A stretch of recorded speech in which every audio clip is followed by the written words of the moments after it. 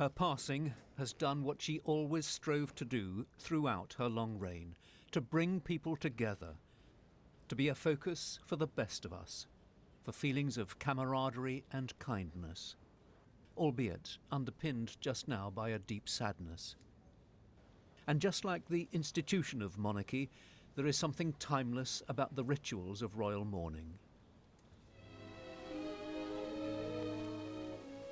For over 3 miles the queue stretches, keeping vigil that they may make their last salute to a beloved monarch. 1952, and the lying in state of the Queen's father, King George VI. A very different age, but in Westminster Hall, the same certainties.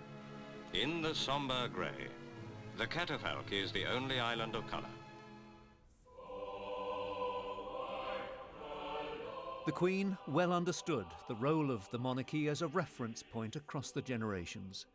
Those who knew her best, other than her family, were her closest officials. Robin Jandrin, the figure just behind the Duke of Edinburgh here, spent 20 years at the palace, nearly 10 of them as the Queen's private secretary. What does he make of the reaction to her death?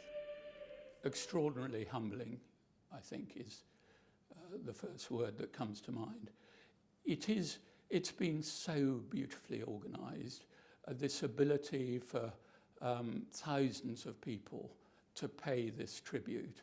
And I do think that that is an essential part of this 10-day mourning period, this contact between us, the people, and our departed Queen. On Monday, the state funeral will take place, when the Queen's coffin will be borne to Westminster Abbey on a gun carriage.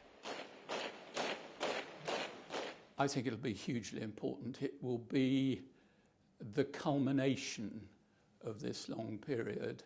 It will be, I believe, intensely moving, deeply solemn, but a moment, I think, of a real moment of national catharsis before we all go back to work, go back to the world we know, which will never be quite the same, but a sense of, well, that we need to get back to business.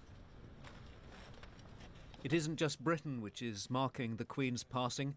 The Prince and Princess of Wales have been meeting troops from different Commonwealth countries who will be taking part in the state funeral. A solemn day which will mark the end of a long reign. Nicholas Witchell, BBC News.